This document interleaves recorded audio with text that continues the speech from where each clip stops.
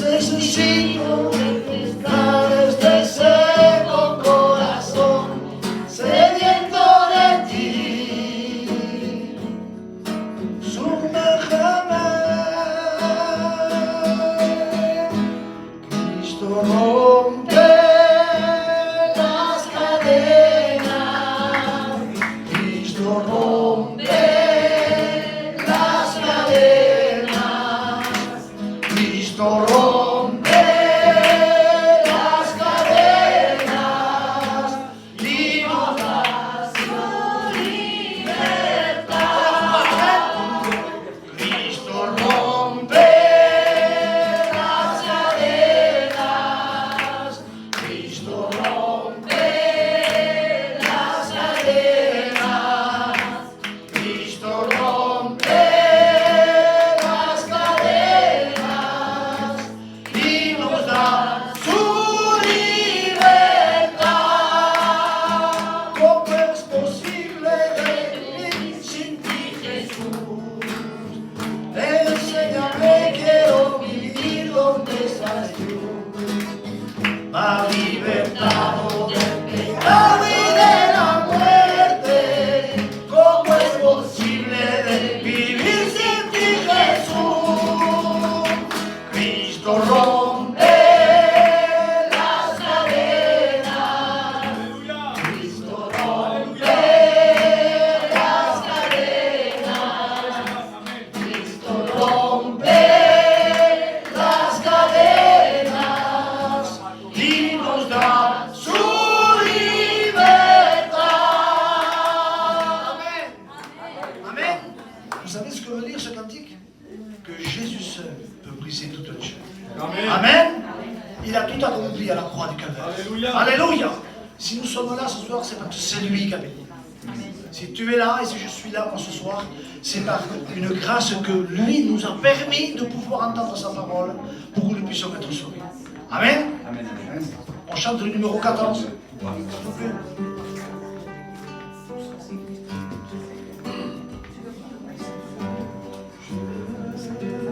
Donne mon cœur,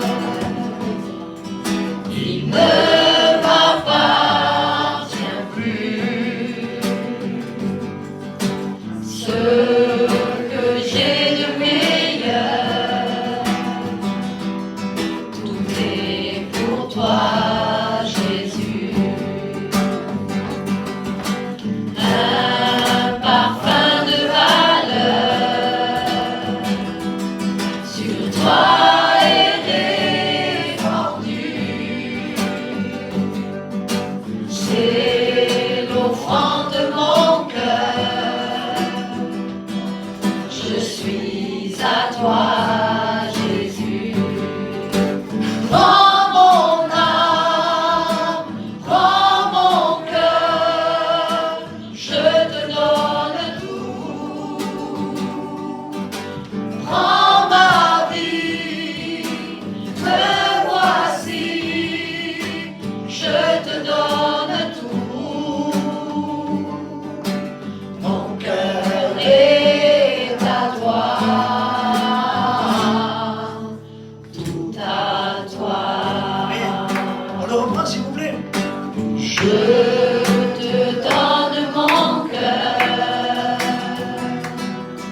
il ne m'appartient plus. Ce que j'ai de meilleur, tout est pour toi, Jésus. Un parfum de valeur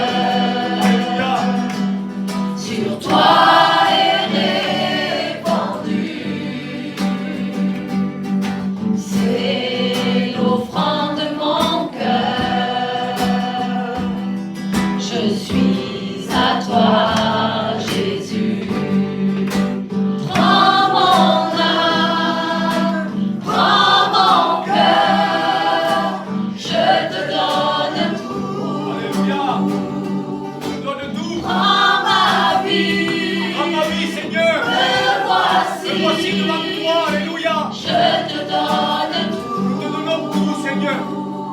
Oh oui, Père. Mon cœur est à toi. Nous te donnons nos vies. À toi. Incarnons. Restons, Amen, dans cet esprit de communion, Amen. Et retenons cette parole de ce chant. Je te donne tout. Quelle gloire de pouvoir dire à Jésus, je te donne tout. Donc j'aimerais que chacun de vous, vous puissiez le dire. Même si c'est dans le silence. Dites, Seigneur, je te donne tout. Alléluia. Je ne te donne pas une partie de ma vie. Je te donne tout mon cœur. Amen. Seigneur, mon Dieu, je te donne tout. Je ne veux pas vivre pour moi, Seigneur. Et ce que je prie pour moi, je prie pour chacun ici, Seigneur. Nous te donnons tout, Seigneur. Prends nos vies, Jésus-Christ. Mets-les où tu veux. Fais ce que tu veux de nos vies. Fais ce que tu veux de nous, Seigneur. Nous t'appartenons. Je ne suis plus à moi, je suis à toi. Mes frères et sœurs qui sont là, qui le disent en ce moment, ne sont plus à eux, ils sont à toi. Au nom de Jésus-Christ. Père, bénis cet âme. Bénis ces moments, Saint-Esprit. Saisis ma bouche. J'ai des notes. J'ai fait une prédication, mais saisis ma bouche, Saint-Esprit. Au nom de Jésus. Seigneur, conduis ces moments. J'implore ta grâce de conduire ces moments. J'implore le Saint-Esprit de prendre ces moments pour la gloire de ton nom. Éclaire les vies, libère les vies, guéris les vies. Au nom de Jésus. Saint-Esprit, manifeste-toi. Alléluia. Amen. Alléluia. Amen. Merci Seigneur. Vous savez, ça fait maintenant quelques années que je prêche. Mais quand je viens prêcher, j'ai toujours... Je me dis, Seigneur, je veux parler de ta part. Seigneur, je veux vivre ce que je prêche.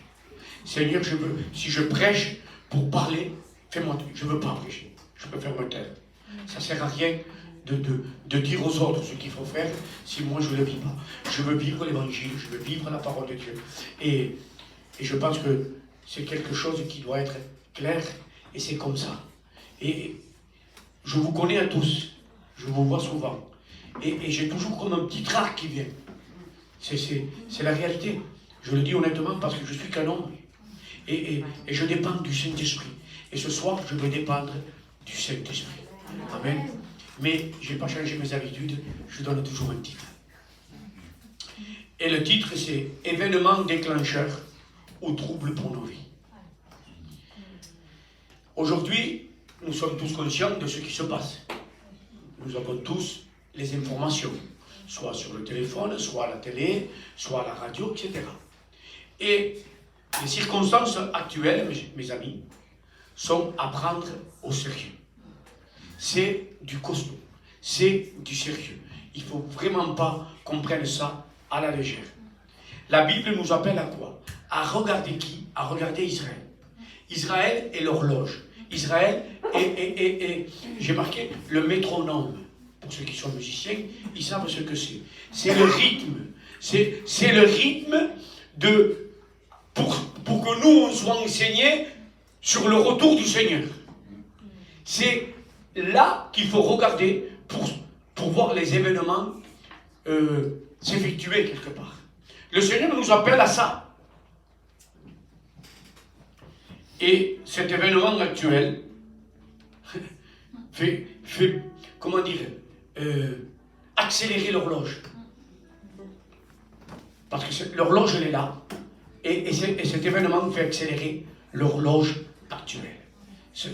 Nous sommes en train de voir de nos yeux des événements qui doivent nous ouvrir les yeux au nom de Jésus-Christ.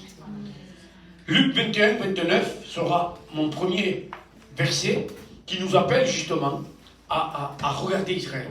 Alors je le lis pour vous. Je le lis dans la version 8 secondes, la version classique que nous avons l'habitude d'utiliser. Il leur dit une comparaison. Voyez le figuier et tous les arbres. Dès qu'ils ont poussé, vous connaissez de vous-même, en regardant, que déjà l'été est proche. De même, quand vous verrez ces choses arriver, écoutez bien, je le lis doucement. De même, quand vous verrez ces choses arriver, sachez que le royaume de Dieu est proche. Ces choses que nous sommes en train de voir aujourd'hui. Je vous le dis en vérité, cette génération ne passera point, que tout cela n'arrivera.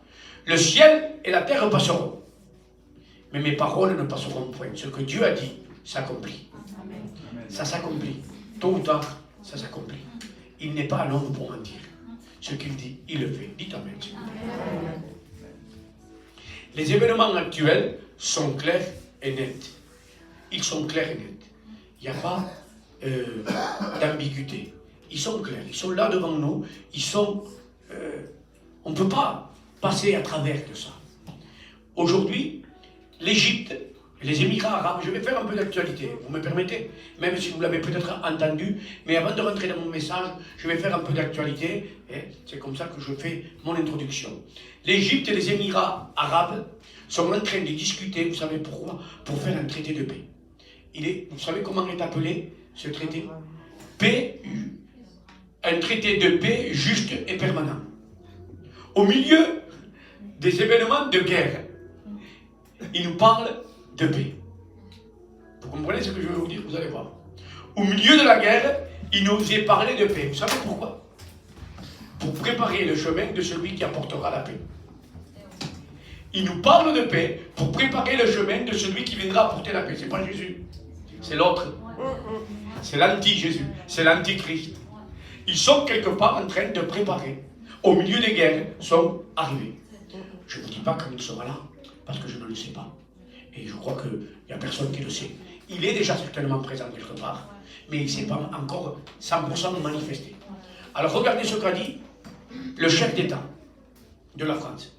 Les conditions d'une paix durable sont connues. Ce sont des garanties indispensables pour la sécurité d'Israël et un État pour les Palestiniens. Un appel à l'unité républicaine. Écoutez bien. Après s'être entretenu avec les chefs de parti, le président de la République a appelé les Français à rester unis pour porter un message de paix et de sécurité au Proche-Orient. Message de paix et de sécurité. Que dit la Bible? 1 Thessaloniciens 5.3. Quand les hommes diront paix et sûreté et sécurité, alors une ruine soudaine les surprendra. Comme les douleurs de l'enfantement surprennent la femme enceinte, ils n'échapperont point. Mais vous, frères, vous, Église, vous n'êtes pas dans les ténèbres pour que ce jour vous surprenne comme un voleur. Vous êtes des enfants de la lumière et des enfants du jour. Nous ne sommes point de la nuit ni des ténèbres. Ne dormons point comme les autres, mais veillons et soyons sobres.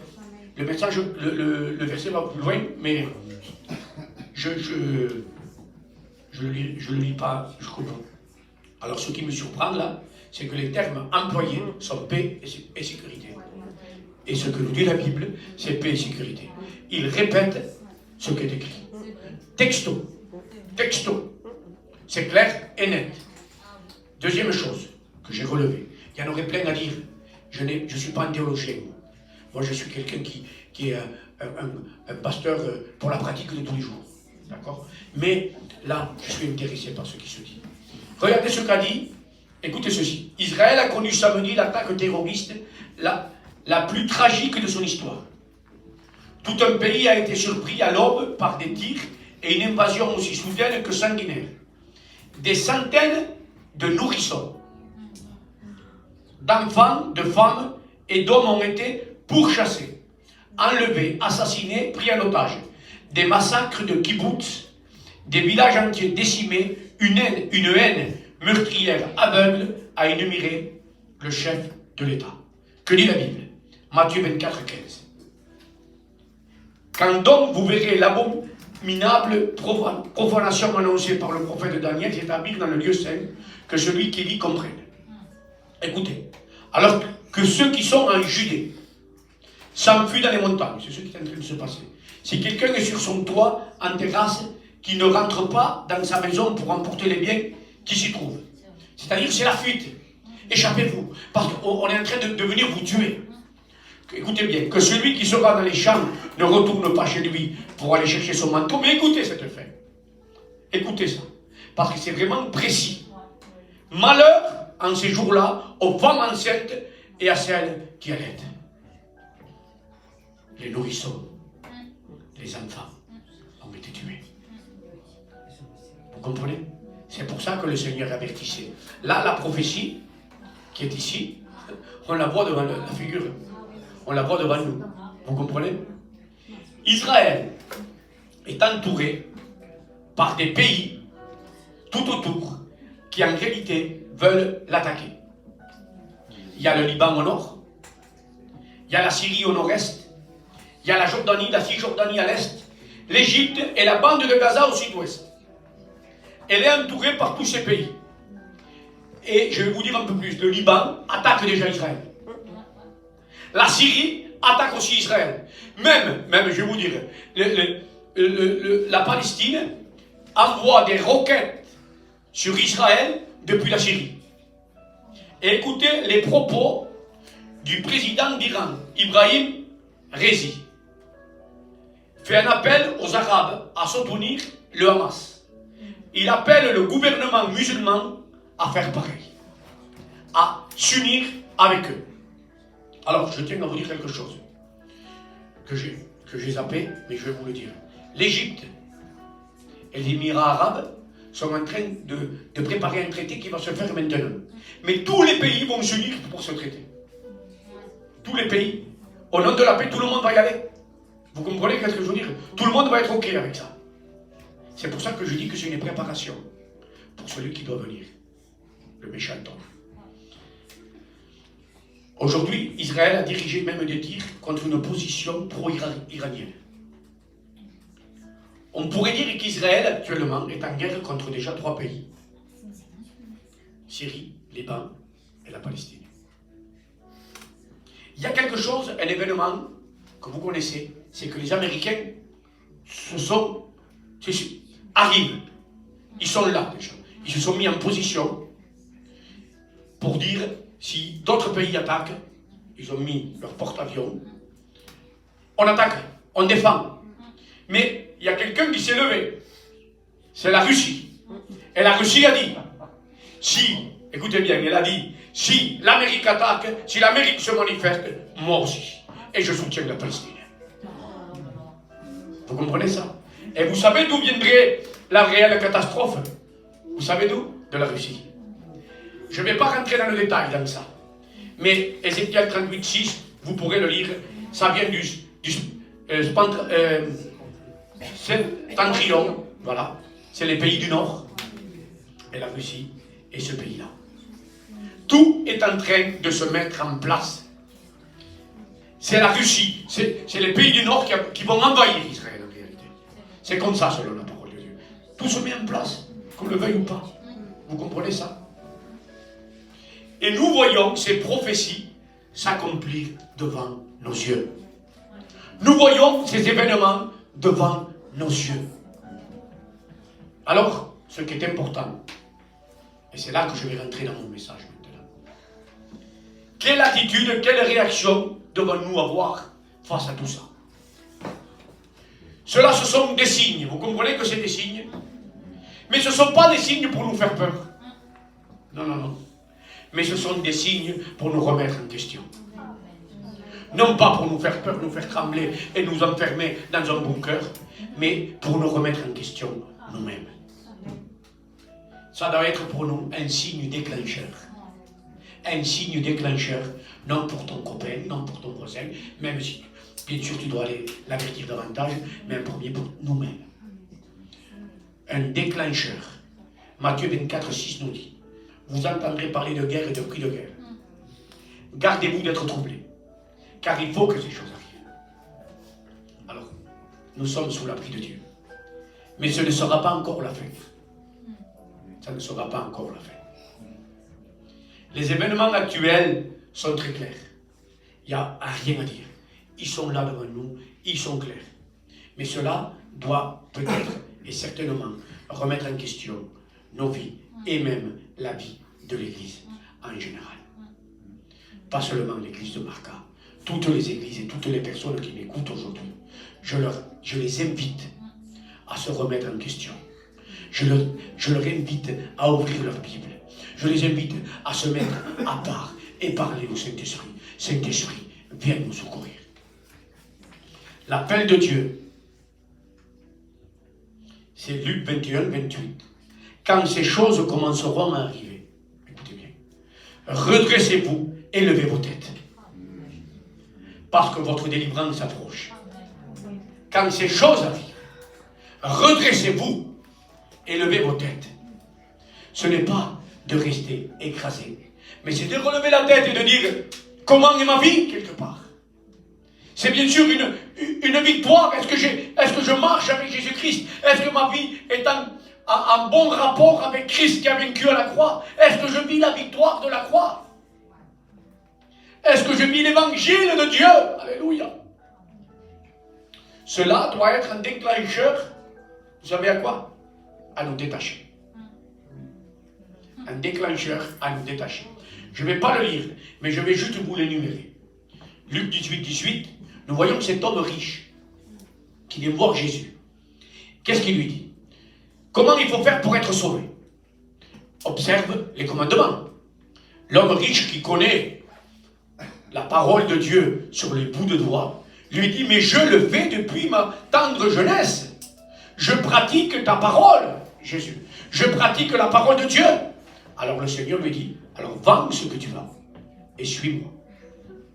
Détache-toi de ce que tu as et suis-moi. Il n'est pas en train de lui dire, parce que tu es riche, tu es perdu en réalité. Il est en train de lui dire, parce que tu es attaché, tu es perdu. Tu comprends? Alors Dieu nous appelle à quoi? À nous détacher des choses qui nous tiennent.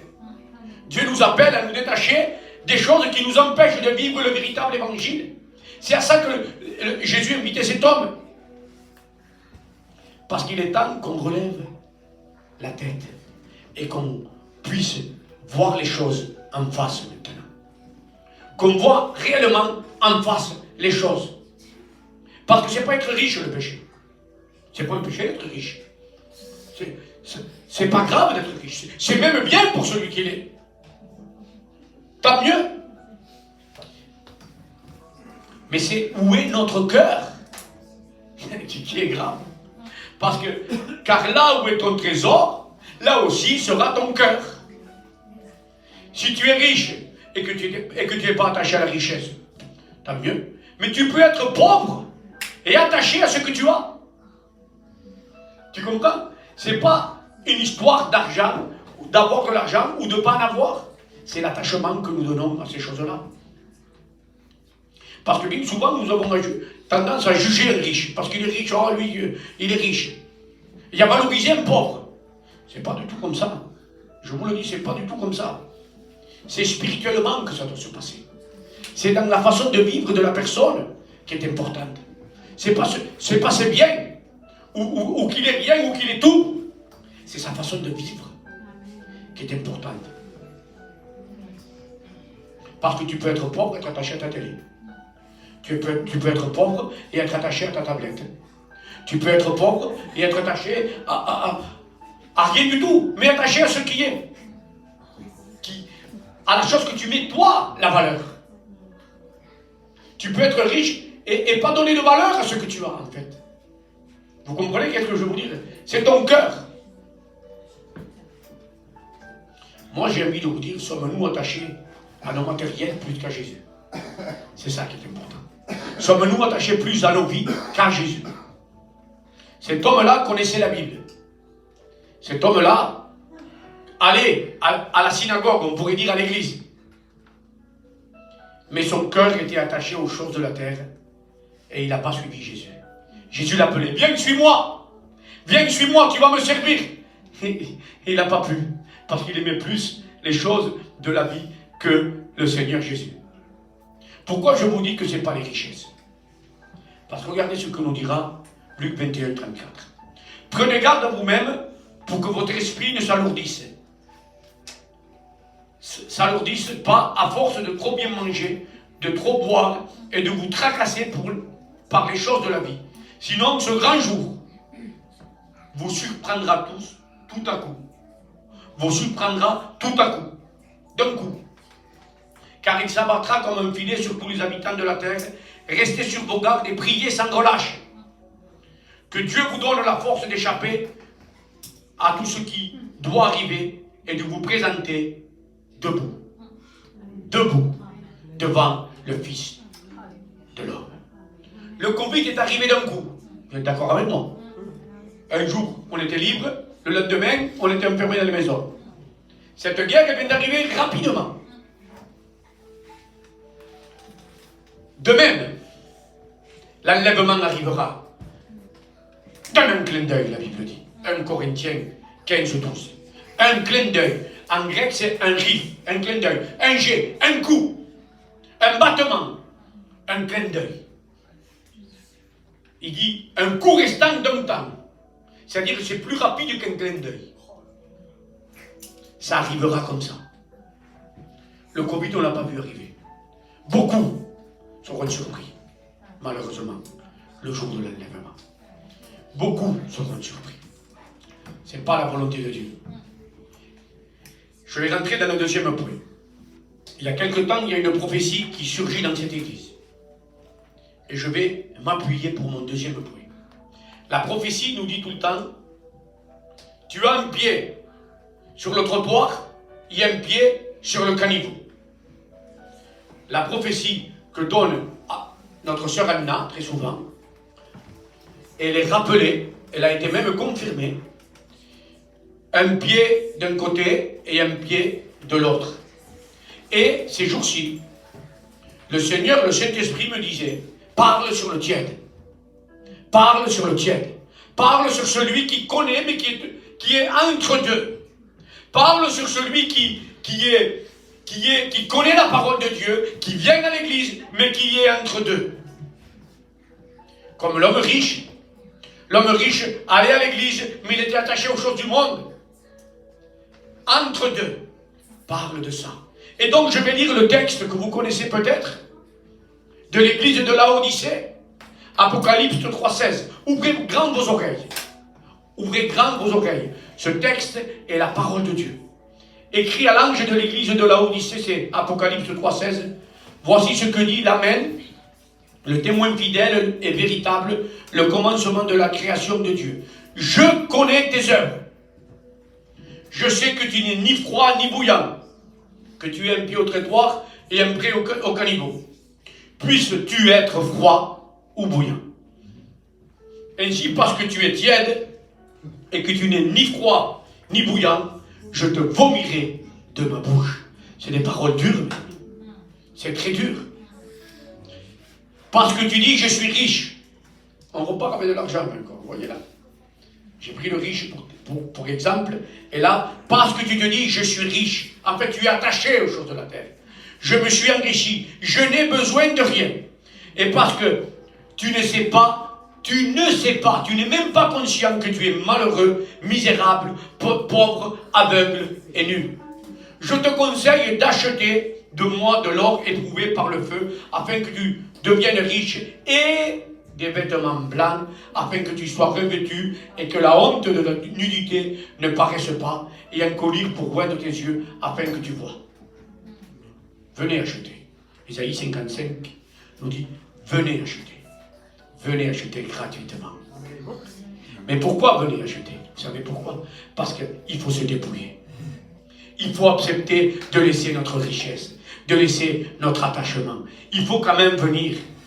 Il faut quand même venir au pied du Seigneur et dire je me détache de ça. Il ne faut pas faire comme l'autre qui a dit il n'a pas voulu se détacher. Il a voulu rester. Donc en venant, on vient acheter au pied du Seigneur. Ça veut dire qu'on se détache de ce qui nous tient.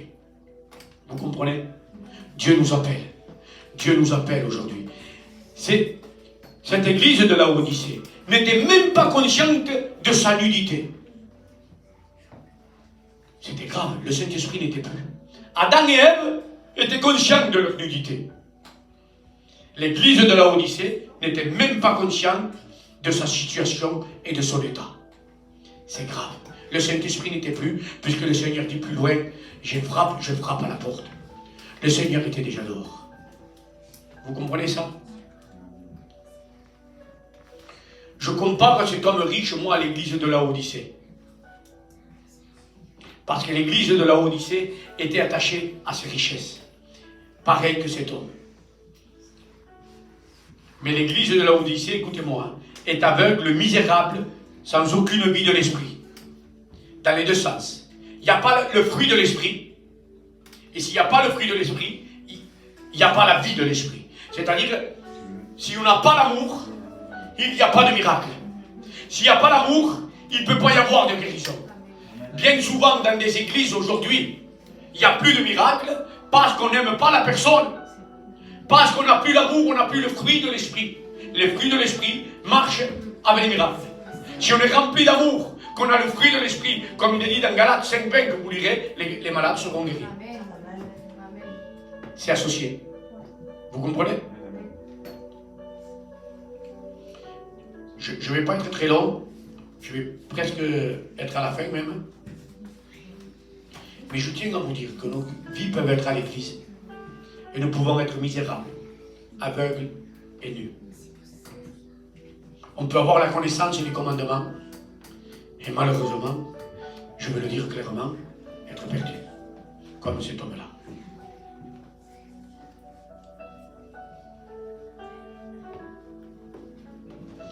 Alors aujourd'hui, je voudrais vraiment dire, Seigneur, que nos vies, que nos yeux s'ouvrent, s'il vous plaît. Que nos écailles tombent des yeux. Et qu'on puisse aujourd'hui, vous savez quel est l'appel à l'église de Laodicée? Repens-toi. C'est très simple. Métanoïa. Accepte le changement. Mais je ne peux pas, moi, mais bien comme tu es. Parce que Dieu peut pour toi. Alléluia. Tu ne peux pas, Dieu peut. Alléluia. Tu dis que tu ne peux pas avec ta raison. Je vais te dire. Mais Dieu peut. Amen. Il suffit que tu viennes. Dieu ne te demande pas ton argent. Il ne te demande pas ton numéro de carte. Il te demande juste de croire. Et si tu crois, tu verras la gloire de Dieu. Amen. Parce que quand on est attaché à Dieu, à la richesse de Dieu, on se détache des richesses du monde. Parce qu'elle prend... Il y a un chant qui dit... comment il dit? Ça pâlit à la lueur. Les autres choses pâlissent. À la lueur de Jésus, les autres choses perdent leur valeur. Quand on s'attache vraiment à Dieu, toutes les autres choses passent au secondaire. On aime tellement Dieu que ces choses sont inutiles maintenant. On les pratique, on travaille, on vit, c'est tout à fait normal, mais on les fait parce qu'il faut les faire. Notre priorité, c'est Jésus. Vous comprenez ça?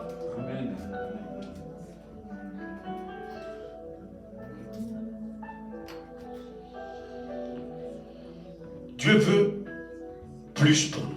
Jésus était dehors de cette église. Dieu veut plus pour nous. Il veut un cœur entier. Non pas un cœur à moitié. Non pas un cœur à moitié sur le caniveau et un autre sur le trottoir. Parce qu'il est clair et net que le Seigneur les vomira de leur bouche. Vous savez pourquoi le Seigneur les vomit de leur bouche? Vous savez, quand on mange quelque chose d'avarié qui nous fait du mal, ça nous fait une crise de froid et on le vomit. Le Seigneur ne peut pas supporter celui qui est entre deux, qui est tiède. Il veut des personnes entières. Vous comprenez ça? Et dans les temps que nous vivons, il n'est plus le temps d'être à moitié. Il est le temps d'être entier. 100% pour Jésus-Christ. J'ai envie d'être 100% pour lui. Le Seigneur frappe encore à nos cœurs aujourd'hui. Car je vous le dis, les temps sont courts. Je ne sais pas combien il reste. Mais je sais que les temps sont courts. Je sais qu'il faut être prêt aujourd'hui. Je crois qu'il ne faut pas être prêt demain. Je crois qu'il faut être prêt aujourd'hui. Je crois qu'il faut aujourd'hui délaisser toutes ces choses. Délaisser tout ce qui nous tient. Nous détacher de tout ce qui nous tient. Argent ou pas argent. Mais les choses de la terre en général. Nous devons nous en détacher pour nous attacher au Seigneur. Et si nous sommes attachés au Seigneur, nous laissons tout le reste. Il faut vivre dans l'humilité. Il faut vivre avec un cœur vrai et sincère. Attention, ne pas confondre humilité et apitoiement de soi.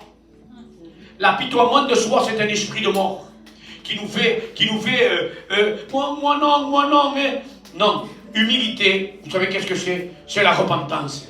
Amen. Humilité, c'est prendre conscience de son état. Amen. Vous comprenez ça? Ne pas confondre avec l'apitoiement. L'apitoiement, vous savez qui c'est qu'il a eu? Judas. Judas s'est apitoyé et il a eu des remords. Dieu ne nous demande pas des remords, il nous demande de la repentance. Amen. Vous comprenez? Parce que l'apitoiement, on se cache avec l'apitoiement. Et on passe presque pour quelqu'un de bien parce qu'on s'apitoie sur notre sort. Non. La repentance, oui. La repentance libère. La repentance change la vie. La repentance transforme une personne. Vous le croyez ça?